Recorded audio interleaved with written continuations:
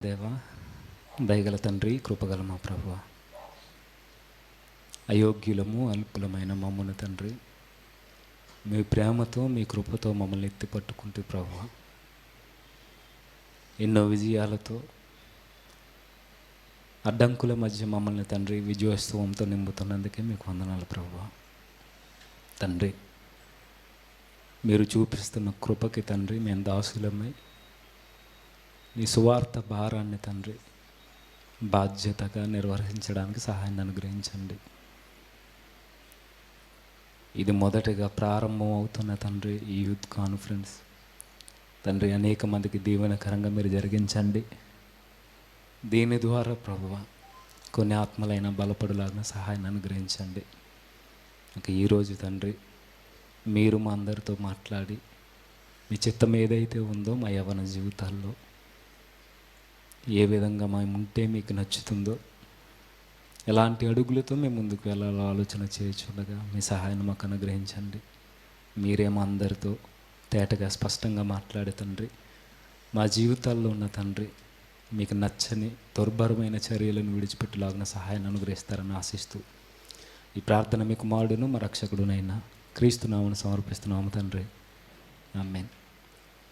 దేవుని పిల్లైన మీ అందరికీ క్రీస్తునామములో మరొకసారి నా శుభములు తెలియజేసుకుంటున్నాను. కొద్ది నిమిషాలు దేవుని యొక్క వాక్యాన్ని విందాం. ఒకవేళ కింద ఎవరైనా ఉండిపోతే పైకి వచ్చేమనండి, వచ్చే వాళ్ళు కొంచెం ముందుకు జరుగు కూర్చోండి.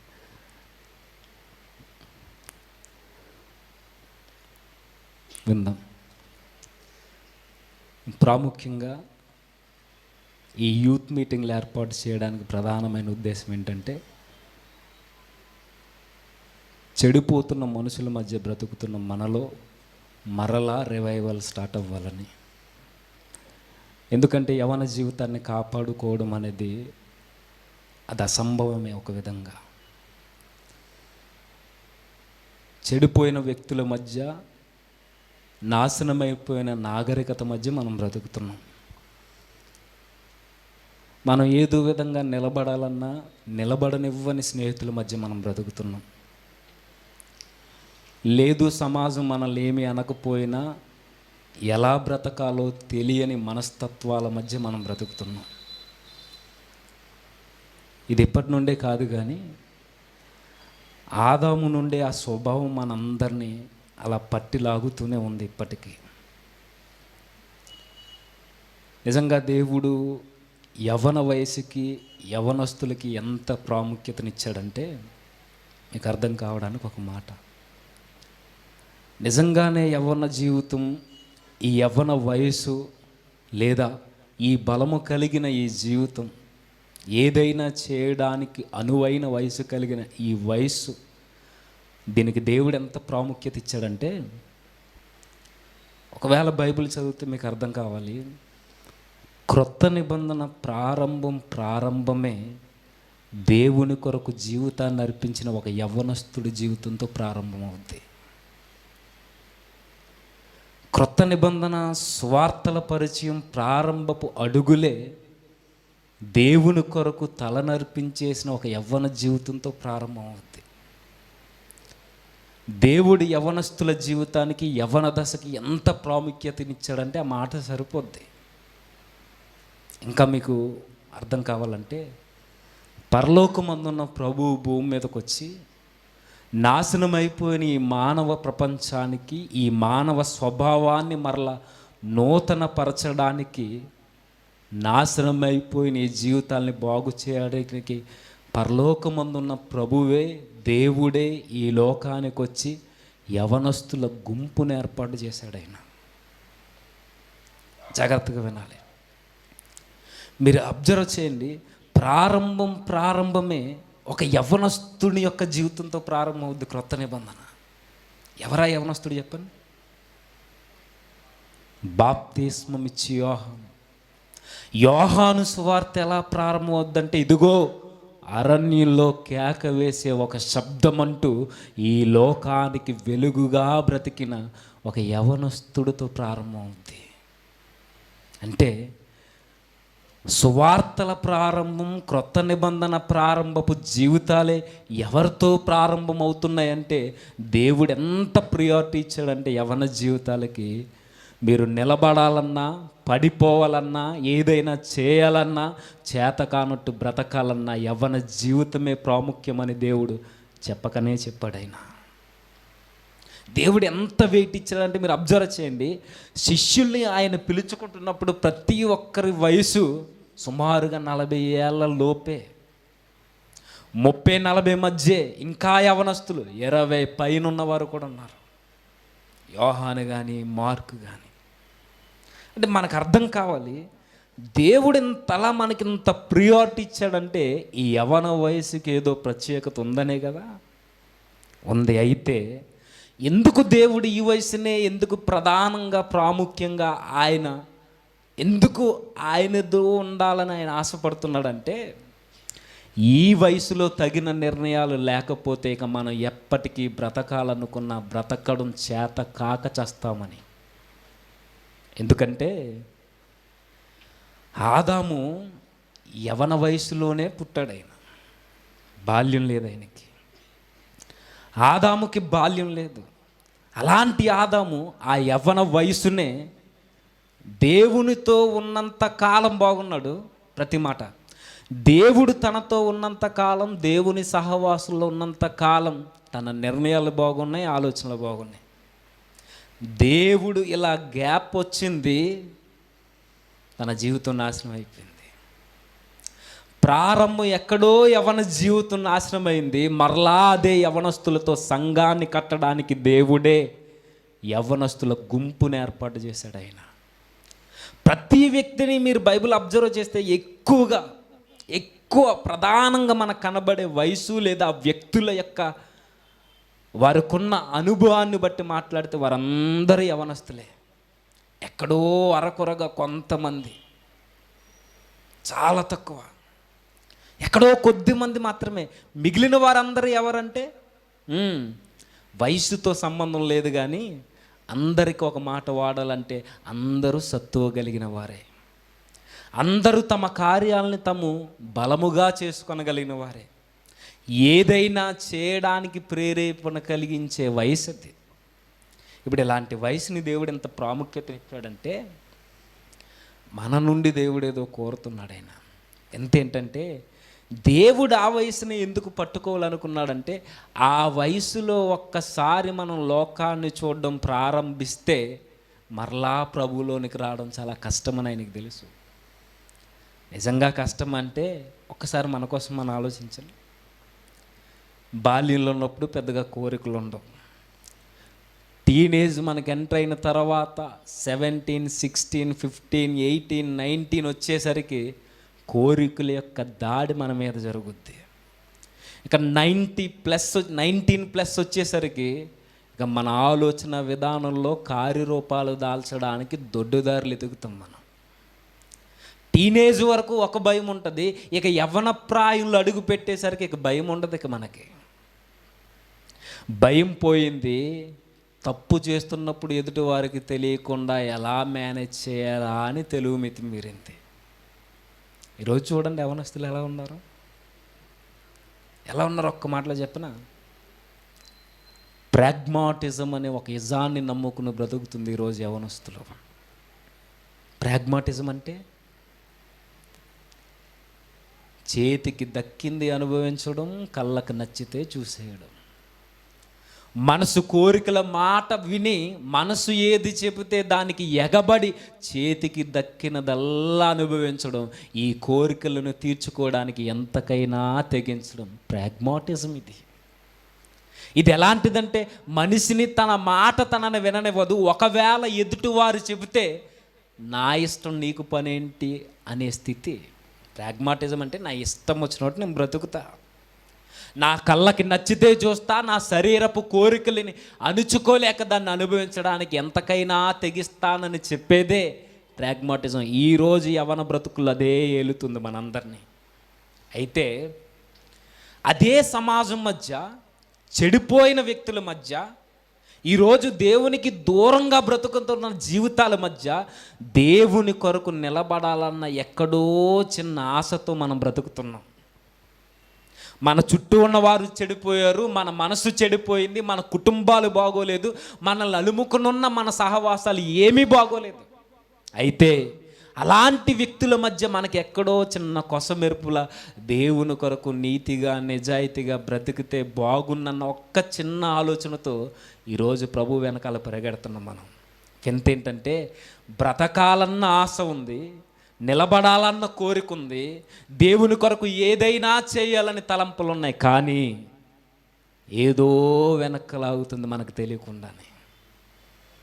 బ్రతకాలన్న కోరిక అందరికీ ఉన్నది, దేవుని కొరకు నిలబడాలని ఉంది. ఈ లోకాన్ని ఎదిరించి లోకానికి నీకు జరుగుతున్న యుద్ధంలో ఏదో ఒక విధంగా జయించాలన్న ఆలోచన మనకున్నా ఆదాము స్వభావం మనలో దోబూచులాడుతూ మనల్ని వెనక్కి లాగుతూనే ఉంది చాలాసార్లు అన్నమాట.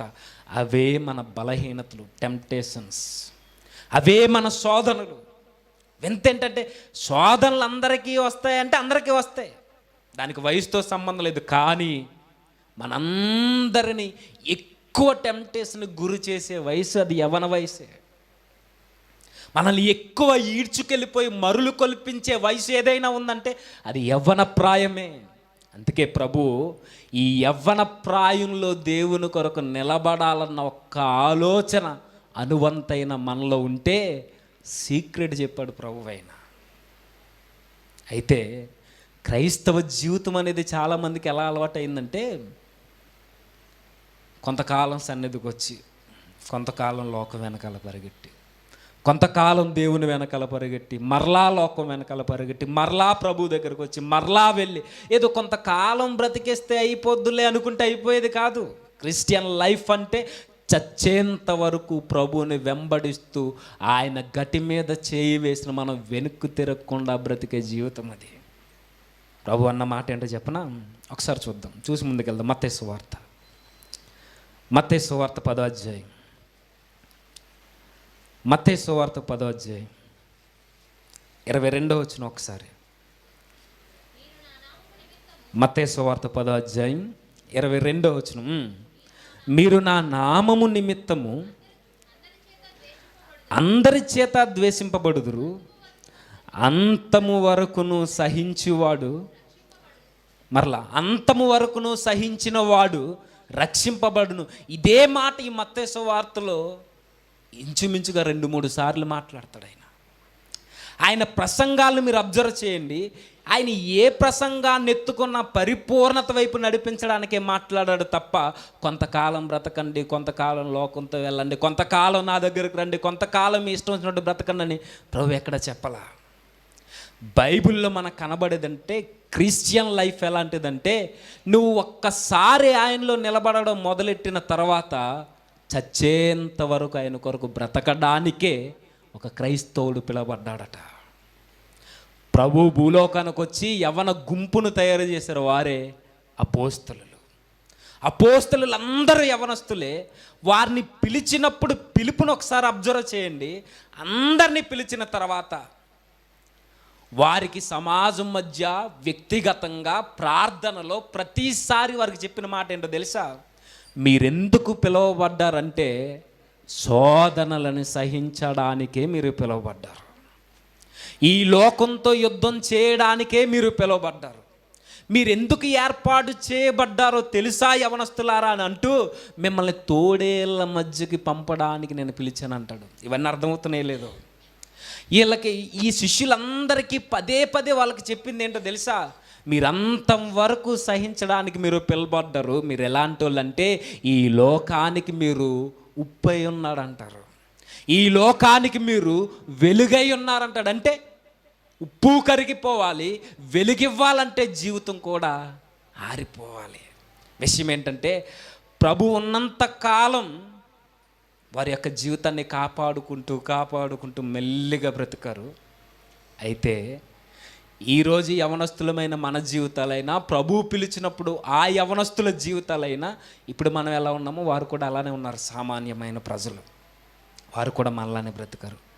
అయితే ప్రభు పిలిచిన తర్వాత వీరితో సంబంధం, సహవాసం, స్నేహబంధం బలపడిన తర్వాత ఏం జరిగిందో మనకు తెలుసు.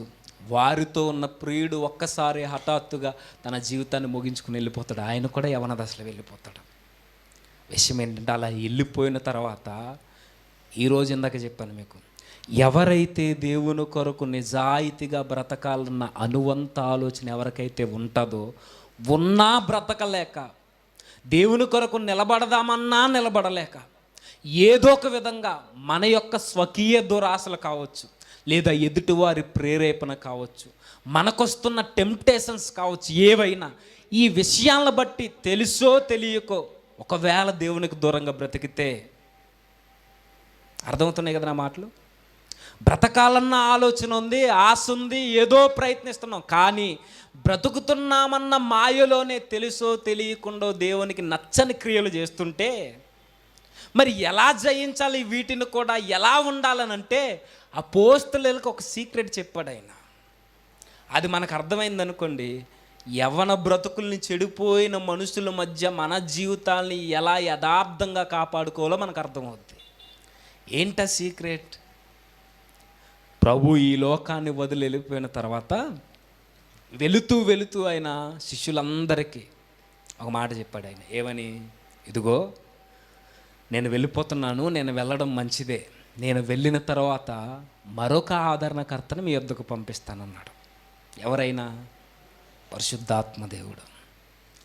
ఆయన ఎందుకంటే ఆయనతోనే ఉంది అసలైన సంగతి అంతా.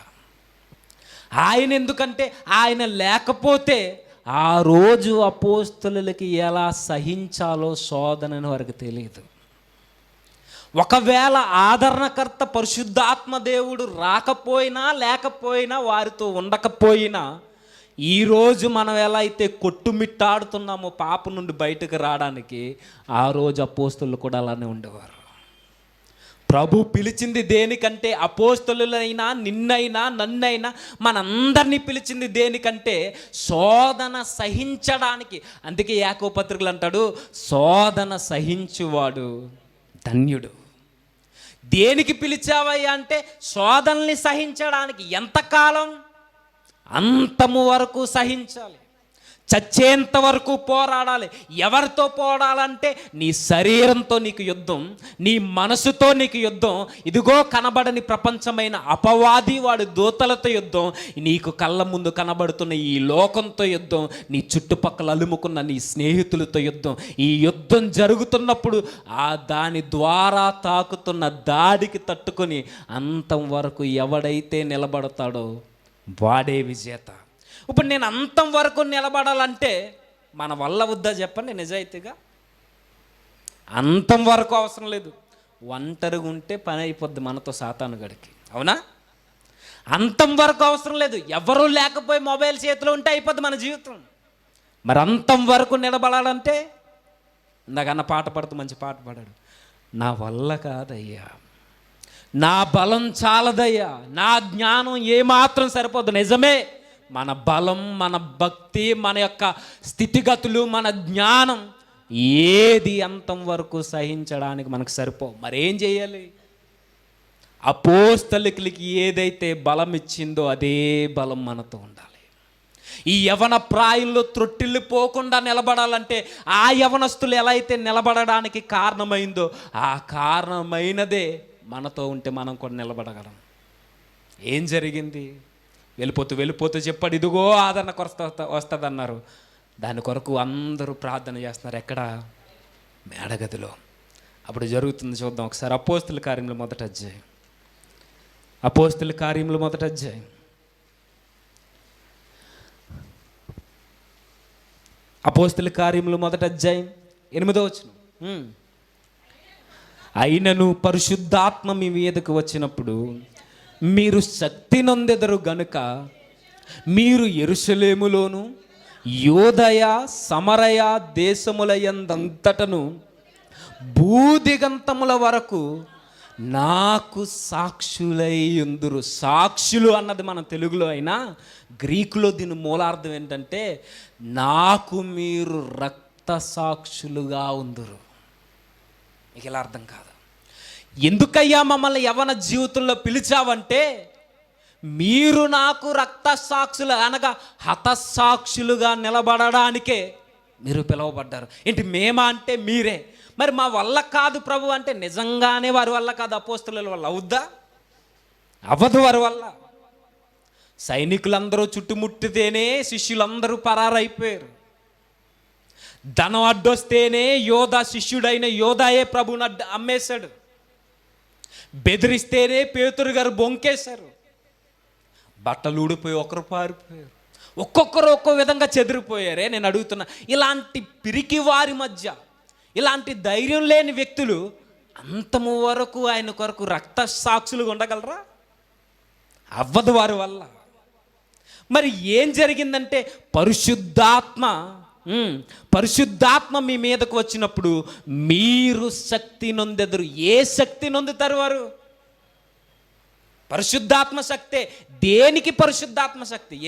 అప్పటి వరకు అద్భుతాలు చేయలేదా వారు? చేశారు. అప్పటి వరకు సువార్త యాత్రలో వారు మాట్లాడలేదా? మాట్లాడారు. బాప్తిస్మాలు ఇచ్చారు, స్వస్థతలు చేశారు, దయ్యాలను వదలగొట్టారు, ఎన్నో మహత్కార్యాలు చేశారు. మరి వీళ్ళకి ప్రత్యేకంగా శక్తి ఎందుకు? అర్థమవుతుందో లేదన్న మాట. దేవుడు అన్న మాట లేదా యేసుక్రీస్తు వారు అన్న మాట నెరవేరుతున్నప్పుడు స్పష్టంగా రాయబడుతున్న మాట, పరిశుద్ధాత్మ మీ మీదకు వచ్చినప్పుడు మీరు శక్తి నొందెదరు. ఏ శక్తి పొందుతారంటే శోధనను జయించగలిగే శక్తి పొందుతారు. రక్త సాక్షులుగా నిలబడడానికి శక్తి పొందుతారు. ఇప్పుడు వీళ్ళంతం వరకు నిలబడడానికి వారు వెనువెంటే ఉండి వారికి శక్తినిచ్చిన అదృశ్య శక్తి ఏంటి చెప్పండి? పరిశుద్ధాత్మ. అపోస్తలుడైన పేతురు గారు కావచ్చు, లేదా యోహాను గారు కావచ్చు, మిగిలిన శిష్యులందరూ కావచ్చు, వారందరూ ఎలా చచ్చిపోయారు చెప్పండి? పిరికి వారని చెప్పుకుంటున్న మనమే వారి జీవితాలు అర్ధాంతరంగా యవ్వన ప్రాయంలో ఒక్కొక్కరు ఒక్కో ప్రాంతంలో రక్త సాక్షులైపోయారు, హతసాక్షులైపోయారు. ప్రభు అన్నాడు, ఇదిగో నాకు రక్త సాక్షులుగా. సాక్షులు అనగానే ఏదో సాక్ష్యం చెప్పడానికి కాదు. ఏ విధమైన నిందలు వచ్చినా, ఏ విధమైన బాధ కలిగినా, ఎలాంటి శోధనలు బలహీనతలు దాడి చేసినా ఎక్కడ వెనుదిరిగి నిలబడకుండా, ఎక్కడ వెన్ను చూపకుండా, తమ యొక్క సొంత శక్తి మీద ఆధారపడకుండా పరిశుద్ధాత్మ శక్తి మీద ఆధారపడి దేనినైనా సహించేవారిగా ఉండాలని ప్రభు వారికి తోడుగిచ్చాడు. నేను చెప్తున్నా, ఆ యవనస్తులు బ్రతకడానికి, వారు నిలబడడానికి ప్రధానమైన కారణం ఏంటంటే ఈ వచనం చెబుతుంది, పరిశుద్ధాత్మ దేవుడు వారితో ఉన్నాడు. అందుకే చూడండి, వీళ్ళు ప్రభు యేసుక్రీస్తు వారు ఉన్నంతసేపు వీరిలో అరకొరగా అక్కడక్కడ పడిన స్థితి, లేచిన స్థితి కనబడుతుంది. యేసుక్రీస్తు వారు వదిలి వెళ్ళిపోయిన తర్వాత పలానా వ్యక్తి పడిపోయాడని ఎక్కడైనా చెప్పిందా బైబిల్ అపోస్తలుల గురించి? లేదు. అప్పటి వరకు అరకొరగా భయపడ్డ వీరు చావు కళ్ళ ముందుకు వస్తున్నా, వారికి టెంప్టేషన్స్ కలుగుతున్నా, వారికి బలహీనతలున్నా, ఎక్కడ పలానా శిష్యుడు ఎలా తప్పుడుగా ప్రవర్తించాడని ఎక్కడైనా చదువుతామా? ఎక్కడ చదువు? వాళ్ళకి సీక్రెట్ ఏంటంటే ఈ వచనం చెప్తుంది, దేవుడు, పరిశుద్ధాత్మ దేవుడు వారికి సహాయకుడిగా ఉన్నారట. ఎలా చచ్చిపోయారండి? ఎలా అంటుండండి? ఆంద్రేయ గారిని, ఎవరు, పేతురు గారు తమ్ముణ్ణి ఎలా సిలువేశారు చెప్పండి? ఇంటూ మార్కులో సిలువేసి చంపేశారు ఆయన్ని. ఇటు ఈ భయపడి పారిపోయిన ఈ శిష్యుల్నే మరణం వారి కళ్ళ ముందుకు వచ్చినా భయపడరా అంటే భయపడరు. మనకేం వస్తాయని శోధనలు చెప్పండి? మనకేముంటాయి చెప్పండి? గట్టిగా మనకున్న బలహీనతలు ఏంటి చెప్పండి? మొబైల్ బలహీనత, చూపు బలహీనత, పడక బలహీనత, మన ఆలోచనల బలహీనత, మందు బలహీనత. ఇవే గట్టిగా మాట్లాడుకుంటే ఈ అపోస్తలుల దగ్గర పెట్టామనుకోండి, క్రైస్తవులుగా మిమ్మల్ని ఏరుకోరి పిలిచింది ఇలాంటి చిన్ని చిన్ని విషయాల్లోనే జీవితాన్ని కట్టుకోలేక సాతానికి జీవితాలను అప్పగించుకోవడానికి అంటారు వాళ్ళు.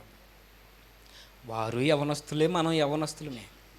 వారు ఆ ప్రభువునే నమ్మరు, మనం ఆ ప్రభువునే నమ్మం. వారు బ్రతకడానికి, మనం పడిపోవడానికి ఒకే ఒక్క కారణం, పరిశుద్ధాత్ముడు వారితో ఉన్నారు.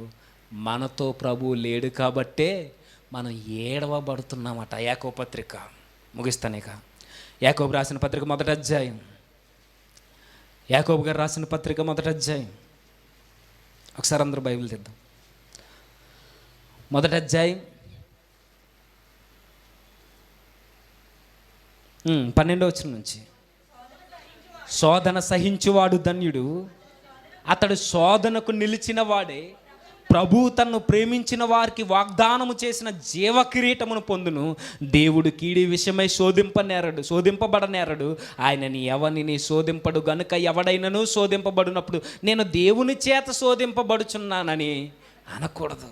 చాలామందికి ఉన్న అలవాటు ఏంటంటే, ఏరా ఎందుకు బ్రతకలేకపోతున్నావు, ఎందుకు నిలబడలేకపోతున్నావు అంటే చెప్పే మాటలు ఏంటంటే, ఆల్రెడీ దేవుడు రాసేసాడు రా, నేను ఏం తాగాలో, ఎప్పుడేం చేయాలో, ఏ రోజు ఎలా ఉండాలో, అసలు నా దినచర్య ఏంటో ఆల్రెడీ దేవునికి తెలుసు. దేవుడు అలా ఉండడానికే నన్ను పుట్టించాడని ఈరోజు తన ఆలోచనల్ని, తన కోరికల్ని తీర్చుకోవడానికి దేవుణ్ణి అడ్డు పెట్టుకునేవారు ఎక్కువ. ఎందుకమ్మా ఈ శోధన నువ్వు జయించలేకపోతున్నావు అంటే, నా వల్ల కాదనడం మాట్లాడేశారు. దేవుడు ఇంత శోధన నాకు పెడితే నేను ఎట్లా బ్రతికేది? ఏ కుటుంబంలో లేనిది, ఏ జీవితంలో లేనిది ఇంత ఆపద, ఇంత బలహీనత నా జీవితంలోనికి వచ్చి పడిపోతే నేను ఎట్లా దేవుని కొరకు బ్రతికేదని ఈరోజు దేవుణ్ణే అనే నోరులు ఎక్కువ. దేవుడు డైరెక్ట్ అంటున్నాడు, దేవుడు కీడు విషయమై ఆయన శోధించడు. శోధిస్తాడంటే శోధిస్తాడైనా. శోధన అంటే ఏంటి? శోధన అంటే ఏంటి? టెస్ట్ చేయడం. టెస్ట్ అంటే పరీక్ష. శోధన మాట తప్పు కాదు, అర్థమవుతుందో లేదో. శోధన మంచిదే. దేవుడు కూడా శోధిస్తాడంటే అబ్రహామును శోధించాడా? దేవుడు శోధిస్తాడంటే భక్తులైన వారందరూ నా కీర్తనల గ్రంథంలో, దేవా నువ్వు మమ్మల్ని పరీక్షించేవాడు అంటారు. శోధన అంటే ఏదో కాదు, పరీక్షా కాలం అది. దేవుడు శోధిస్తాడంటే శోధిస్తాడు. దేనికి శోధిస్తాడు? నీలో ఉన్న మంచిని వెలికి తీయడానికి, నిన్ను నిజాయితీగా నిలబెట్టడానికి దేవుడు శోధనలకి, బలహీనతలకి ఆయన ఒప్పుకుంటాడంతే. ఆయన నీ జీవితంలోనికి ఒక విధమైన లేదా ఒక భయంకరమైన పరిస్థితి నీ జీవితంలోనికి రావాలంటే ఆయన ఇచ్చేసాడేక. ఓకే, నువ్వు నిలబడతావని ఆయనకి తెలుసు.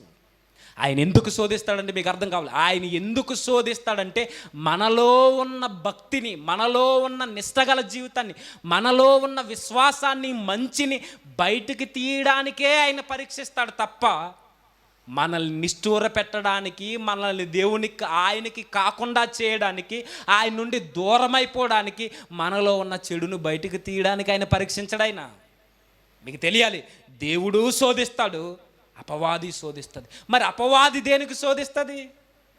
నీలో ఉన్న భ్రష్టత్వాన్ని, మానవ బుద్ధిని, స్వభావాన్ని, నీలో ఉన్న క్రూరత్వాన్ని బయటకు తీయడానికి అపవాది శోధిస్తుంది. అందుకే మొదట్లో అన్న, ఈరోజు దేనికి యుద్ధం అంటే అపవాదికి నీ మనస్సాక్షికి యుద్ధం. అపవాది నీలో ఉన్న భయంకరమైన తత్వాన్ని, ఎవరు లేనప్పుడు ఆలోచనలు వస్తాయే, అది బయటకు తీయడానికి అపవాది శోధిస్తే నువ్వు ఎంతవరకు సహించగలవో తెలిసిన దేవుడు నీకు ఎంతవరకు శోధన పెట్టాలో అంతవరకు పెడతాడు ఆయన. దీనికి రెఫరెన్స్ కావాలంటే ప్రకటన గ్రంథం ఒకసారి చూద్దాం. స్మరణ సంఘం కోసం మాట్లాడుతూ ఒకసారి చూద్దాం. ప్రకటన గ్రంథం 2వ అధ్యాయం.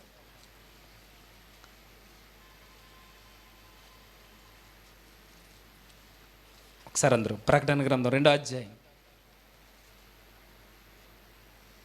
10వ వచనం. ఇదిగో మీరు శోధింపబడినట్లు అపవాది మీలో కొందరిని చెరలో వేయింపబోచున్నాడు. 10 దినములు శ్రమ కలుగును, మరణము వరకు నమ్మకముగా ఉండుము, నేను నీకు జీవ కిరీటం ఇచ్చేదను. ప్రభువే డైరెక్ట్గా మాట్లాడుతుంటున్నాడు. ఇదిగో మీరు శోధింపబడినట్లు అపవాది మీలో కొందరిని చెరలో వేయింపబోచున్నాడు. అంటే మీలో ఉన్న భ్రష్టత్వాన్ని వెలికి తీయడానికి, అవసరమైతే మిమ్మల్ని దెబ్బలకు అప్పగించడానికి, కొరడా దెబ్బలకు అప్పగించడానికి, మిమ్మల్ని చావుకి అప్పగించైనా సరే ఏదో విధంగా మిమ్మల్ని శ్రమ పెట్టి, మిమ్మల్ని శోధించి దేవునికి కాకుండా చేయాలని అపవాది చూస్తే, దేవుడు అంటున్నాడు ఈ శ్రమలు ఎంతకాలమో కాదు, 10 దినములు శ్రమ కలుగును. 10 దినములు అంటే 10 అనుకోకండి, అంటే కొంతకాలం వరకు ఈ శోధన ఉంటుంది. నువ్వు సహించలేవు, భరించలేనంత ఆ శోధన దేవుడు అనుమతించడం మన మీదకి. మనం ఎంతవరకు తట్టుకోగలమో ప్రభువుకు తెలుసు, మనం ఎంతవరకు నిలబడగలమో ప్రభువుకు తెలుసు. అందుకే కొరింథీ పత్రికలో ఉంటాడు, ఏమన్నా తెలుసా, శోధన పక్కనే తప్పించుకునే మార్గం కూడా ప్రభు ఏర్పాటు చేశాడట. ఆ 11వ అధ్యాయం చివరిలో శోధన పక్కనే నిజమే, మనం ఏ విషయంలో అయితే పడిపోతామో ఆ విషయంలో పడకుండా కూడా దేవుడు మనకి మెలకువ కలిగే మార్గాన్ని మన పక్కనే ఉంచుతాడు. అబ్జర్వ్ చేశారో లేదో, మనకు అర్థమవుతాయి ఈ మాటలు. మనం పాపం చేయడానికి పూనుకున్నప్పుడు మన మనస్సాక్షి చెప్తుంటుంది, వద్దురా, ఇది దేవునికి అసహ్యమైనది. ఎన్నాళ్ళు దేవుణ్ణి మోసం చేస్తూ బ్రతుకుతో, ఎన్నాళ్ళు నీ మనసుని, నీ అంతరంగ జీవితాన్ని, నీ ఆత్మీయ జీవితాన్ని, నీలో ఉన్న పరిశుద్ధాత్మని ఎన్నాళ్ళని మోసగించి బ్రతికేస్తావని మన మనస్సాక్షి మనకు చెబుతుంటుంది, గద్దిస్తుంది. దేవుడు ఏర్పాటు చేసిన మార్గం ఏంటంటే మనకి కొత్తదైన రోడ్లేం కనబడో, మన మనస్సాక్షి మనకు చెప్తుంది, వద్దు వద్దు వద్దు వద్దు. పారిపోవడానికి పలు మార్గాలను ప్రభువు చూపిస్తాడు ఆయన. కానీ ఉన్న ఒక్క మార్గాన్ని ఎంచుకుంటాం మనం. ఎందుకంటే మన కోరికలంటే మనకు అంత ఇష్టం. ఇప్పుడు యాకోబు పత్రిక శోధనలు ఎలా పడతామంటే, యాకోబు పత్రిక 1వ అధ్యాయం 14వ వచనం, నేను దేవుని చేత శోధింపబడుచున్నానని అనకూడదు, ప్రతి వాడు తన సొంత కోరికల చేత ఏడవబడి మరులు కొల్పబడి శోధింపబడును. ఏమన్నాడు చూసి ఎంత క్లియర్గాను. ఎవరి దగ్గర అయినా వాడుక భాష బైబిల్ ఉంటుంది చదవండి, ఇంకా క్లియర్గా ఉంటుంది. ఒకసారి తీసి చదవండి. యాకోబు పత్రిక 1వ అధ్యాయం 14వ వచనం, ప్రతి వాడును తన స్వకీయమైన దురాశ చేత, వాడుక భాష బైబిల్లో మొబైల్ యాప్ ఉందా లేదా ఎవరి దగ్గర? ఒకసారి చదువుతూ ముగిందాం. సరేలేండి, ఇంటికి వెళ్ళిన తర్వాత చదువు, నేను చెప్తున్నాను చూడు. ప్రతి వాడు తన స్వకీయమైన దురాశ చేత ఏడవబడి మరులు కొల్పబడిన వాడే శోధింపబడిన. దీని వాడుక భాషలో ఏమంటాడు తెలుసా? ప్రతివాడు తన సొంత కోరికల చేత లాగబడి తన కోరికల్ని నెరవేర్చుకోవడానికి వాడి మనసును పురుగొల్పుకుంటాడట. నిజమే, శోధనలు ప్రత్యేకంగా ఎక్కడి నుంచో మనకు రావో మనల్ని పడగొట్టడానికి. మన స్వకీయ ఆలోచనల చేత, సొంత ఆలోచనల చేతే ఈరోజు పాపం చేయడానికి మార్గాలు వేసుకుంటూ ఉంటాం మనం. ఆయన అంటున్నాడు, దురాశ చేత ఏడవబడి, మన కోరికల చేత, మన మనసులో రేకెత్తుతున్న ఆ ఆలోచనల చేత మనం తప్పు చేసి ఎలా తప్పించుకోవాలా అని ఆలోచిస్తాం. అందుకే అన్నీ చూసి ఎవరికి తెలియనట్టు హిస్టరీ క్లియర్ చేసేస్తాం. అవునా? చేయాల్సిన చాటింగ్లన్నీ చేసేసి క్లియర్ హిస్టరీ కూడా వస్తుంది. ఇదేంటిది? మనలో పుట్టుకొస్తున్న కోరికల చేత మనం సంతృప్తి పొంది ఎవ్వరికీ తెలియకుండా బ్రతికేయడం ఇది. అందుకే మన జీవితంలో ఎదుగు బొదుగు లేక ఇంకా మనం పాపంతో పోరాడే స్థితిలో ఇంకా బాల్యదశలోనే ఉన్నాం మనం. ఇదే శోధనలు, ఇదే బలహీనతలు, ఇవే శ్రమలు అపోస్తలులకు లేవా? వారితో పోల్చుకోవడానికి సరిపోం. కానీ వారి జీవితాల దగ్గరికి వెళితే కనీసం వారి కాళ్ళ దగ్గర కూడా నిలబడడానికి సరిపోం. వాళ్ళకి ఇవేమీ లేవు.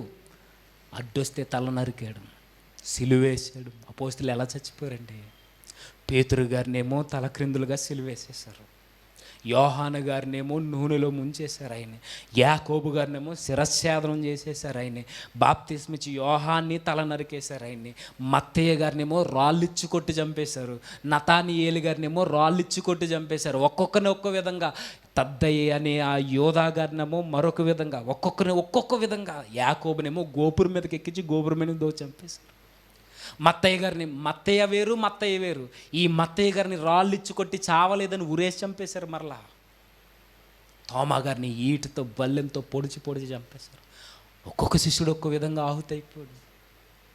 మనం ఇంకా ఏ స్థితిలో ఉన్నామంటే చెడిపోయిన వ్యక్తుల మధ్య ఎలా బ్రతకాల ఆలోచనలోనే ఉన్నాం తప్ప బ్రతకడానికి ఏం చేయాలన్న అడుగు కూడా ముందుకే ఎట్లా. వారి చావుకు సిద్ధపడినా భయపడకుండా తలలిచ్చేసింది ఎవరి వల్లంటే ఆ రోజు శక్తి పొందుకున్న ఆ శక్తిమంతుడైన పరిశుద్ధాత్మ దేవుని వల్ల. ఈరోజు మనం ఎందుకు నిలబడలేకపోతున్నాం అంటే ఆ ప్రభువు మనలో లేడు.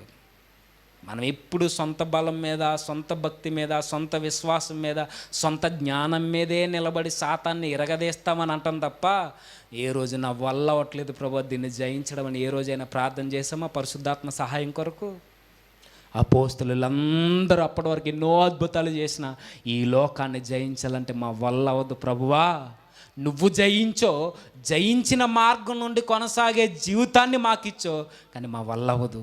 మేము మరలా జయ వీరులుగా మేము ఉండాలంటే పరిశుద్ధాత్మ మాతో ఉండాలని ప్రార్థన చేశారు. వాళ్ళు వచ్చారు, శక్తి పొందుకున్నారు, రక్త సాక్షులు అయిపోయారు, మిషనరీలు చచ్చిపోయారు, ఎంతోమంది సువార్థికులు చచ్చిపోయారు. మనం ఇంకా బ్రతికే స్థితిలోనే ఉన్నాం. ఎంత దౌర్భాగ్యం అంటే ఇంకా యవ్వన ప్రాయాన్ని కాపాడుకోవడానికి మెలకువలు ఏమున్నాయని వెతకాలి, తప్పు కాదు అది. కానీ వెతుకుతున్నప్పుడు కూడా ఆ వెతుకులాటలోనూ కూడా మనం ఏం చేస్తున్నామంటే మరలా లోకాన్ని చూస్తాం, మరలా ప్రభువులోనికి వస్తాం. ఈ జీవితం కాదట, లేదు నా వల్ల అవ్వట్లేదు, నాకు ఏదో ఒక మాదిరి కావాలంటే అపోస్తలులు ఉన్నారు, ఎందరో మిషనరీలు ఉన్నారు, ఇది కూడా సరిపోవట్లేదంటే తిమోతికి పత్రిక రాస్తూ నువ్వు అంతం వరకు సహించాలంటే తిమోతి ఒక మాదిరి ఉండిపోయింది, నువ్వు బ్రతకగలవు. ఎవరని అడిగితే తిమోతితో అంటాడు, పిలాతు యొద్ద ధైర్యంగా నిలబడిన యేసు వైపు చూడు, అంతం వరకు నువ్వు ఎలా నిలబడగలవు, నీకు ధైర్యాన్ని ఇచ్చేది ఆయన అంటాడు. ఆయన పిలాతు దగ్గర ధైర్యంగా నిలబడి సాక్షిగా నిలబడిన ఆ యేసుక్రీస్తు వారి వైపు చూడు, ఈ లోకాన్ని ఎలా జయించాలో నీకు అర్థం అవుద్దంటాడు. ఆయన్ని చూస్తే ఏమర్థం అవుతుందంటే, ఆయన చూస్తే అన్నీ అర్థం అవుతాయి. ఆయన సిలువనే సహించాడట. ఆయన మనకి మాదిరి ఉంచిపోయిన ఆయన సిలువను సహించాడట. మనం సిలువ దగ్గరికి వెళ్ళడం అవసరంలా, శోధనను సహించి ధన్యుడా అని దేవుని చేత పేరు సంపాదించుకోవాలి. ఎలా సహించాలంటే ఇదిగో పరలోకం నుండి భూమికి వచ్చిన ఆ నాథుడిని పరలోకానికి భూమికి మధ్యన వేలాడదీసి విగత జీవిగా ఉన్న ఆ ఒంటరి జీవితాన్ని చూడు. నీ ఒంటరి బ్రతుకులు ఎలాంటి ఆలోచనలతో బ్రతకాలో అర్థమవుతాయి. ఆ గెత్సెమనే వనంలో ఒంటరిగా ఉండిపోయి మూలుగుతున్న ఆ యేసుక్రీస్తు వారిని చూడు. ఒంటరి జీవితంలో పడిపోతున్న వారికి ఓదార్పునివ్వడానికి ఆ రోజు ఆయన ఒంటరి అయిపోయాడు. నేను నిలబడ్డా, నేను ప్రార్థన చేశా, నువ్వు నిలబడాలంటే ప్రార్థన చేయి. ఆ రోజు యేసుక్రీస్తు వారి దగ్గర ఎవరూ లేరు, ఒంటరిగా వదిలేసిపోయారు. సిలువలోనూ ఎవరూ లేరు. ఆయన జీవితం ఒంటరి అయిపోతే ఒంటరైన జీవితాలంతటికీ, ఒంటరితనంలో బ్రతకలేని యవ్వన బ్రతుకులందరికీ ఆయన మాదిరి చూపించాడు. నేను నిలబడ్డా మీలాంటి శరీరంతో, మీలాంటి బలహీనతలు, మీలాంటి శోధనలు నన్ను దాడి చేసే నేను పడిపోలా. యేసుక్రీస్తు వారికి శరీరాశ ఉంది, ఉందంటే కలిగిందని కాదు, పడిపోయాడని కాదు. ఆయనకి అన్ని విధాల సాతాను ప్రతి విధంగా దాడి చేసింది. ఆయన్ని అన్ని విధాల దాడి చేసిన కడుపు మీద కొట్టింది, నేత్రాశ మీద కొట్టింది, శరీరపు ఆశ మీద కొట్టింది, జీవపు డంబమని చూపించింది ప్రభువుకి. ఎక్కడ పడిపోలేదైనా. అందుకే హెబ్రీ గ్రంథకర్త అంటాడు, ఆయన మన బలహీనతల యందు సహానుభవం లేనివాడు కాడు. ఆయనకు అన్ని అనుభవాలు ఉన్నాయి. వాళ్ళందరూ నిలబడ్డారండి యవ్వన జీవితంలో. మనం కూడా నిలబడాలంటే ఇదిగో కలువరిగిరిలో మనందరినీ నిలబెట్టడానికి ఆయన జారిపోయిన గుండెతో చచ్చిపోయాడే, ఆయన చూస్తే బ్రతుకుతాం. హెబ్రీలకు రాసిన పత్రిక 12వ అధ్యాయం, హెబ్రీలు రాసిన పత్రిక 12వ అధ్యాయం మొదటి వచనం నుంచి, ఇంత గొప్ప సాక్షి సమూహం మేఘం వలె మనల్ని ఆవరించి ఉన్నందున మనము కూడా ప్రతి భారమును సులువుగా చిక్కులు పెట్టి పాపను విడిచిపెట్టి విశ్వాసమునకు కర్తయు దాన్ని కొనసాగించువాడునైన యేసు వైపు చూచుచు మన ఎదుట ఉంచబడిన పందెములో ఓపికతో పరిగెత్తదము. ఆయన తన ఎదుట ఉంచబడిన ఆనందము కొరకై అవమానమును నిర్లక్ష్యం పెట్టి సిలువను సహించాడట. ఆయన మనకి మాదిరి ఉంచడానికి అవమానాన్ని పక్కన పెట్టాడు.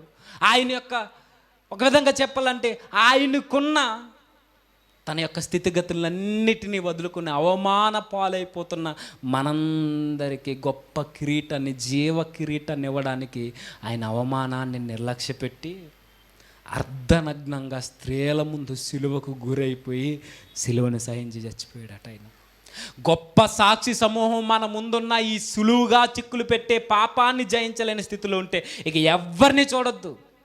అందరిలోనూ ఏదో ఒక తప్పులు తట్టుకుంటుంది. కానీ నువ్వు నిలబడాలన్న ఆలోచన కొస మెరుపైన నీలో ఉంటే వేలాడిన యేసుక్రీస్తు వారిని చూడు, జీవితం మారుతుందట. ఒకవేళ పడిపోయే పరిస్థితి వస్తే పరిశుద్ధాత్మ సహాయాన్ని కోరు, జీవితం మారుతుందట. సులువుగా చిక్కులు పెట్టి పాపను విడిచిపెట్టి విశ్వాసానికి కర్త దాన్ని కొనసాగించేవాడు నేను యేసు వైపు చూచుచు మన ఎదుట ఉంచబడిన పందెములో ఓపికతో వెళ్ళాలి. ఓపికతో ఓపికతో ఓపికతో, ఎంత ఓపికతో అంటే చచ్చేంత వరకు ఈ సహనంతోనే మనం ముందుకెళ్ళాలి. బ్రతికేస్తాను, వెళ్ళిపోతాను, ఎరగదేస్తాను, నేను చేసేస్తానంటే మన వల్ల అవ్వదు. మనం చేతకానోళ్ళు అన్నది బైబిల్ తెలుసా? నిజంగానే చేతకానోడు అన్నది బైబిల్.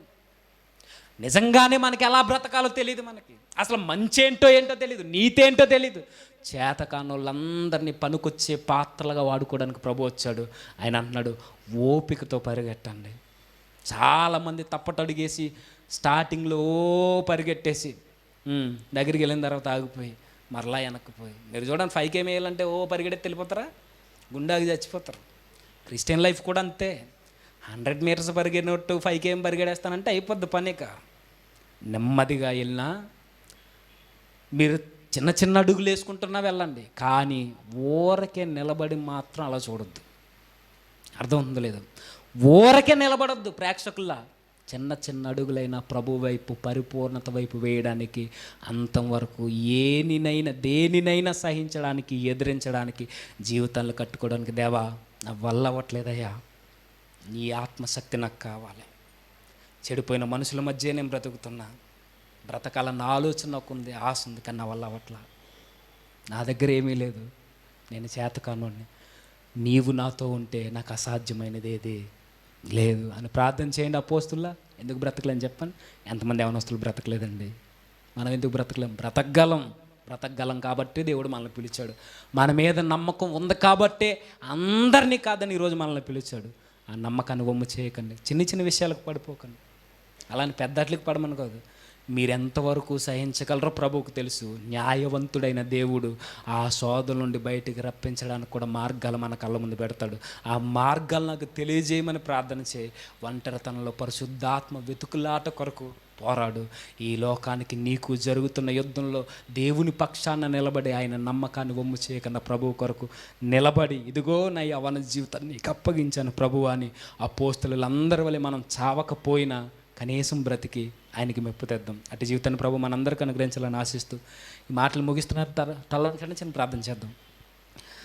సర్వోన్నతుడైన మా దేవ, దయగల తండ్రి, కృపగల మా ప్రభువా, నిజమే దేవా, బ్రతకాలన్న ఆలోచన, ఆసక్తి మాలో రేకెత్తుతున్నా మా వల్ల అవ్వట్లేదు. మీరు మాతో ఉన్నా, మీ పరిశుద్ధ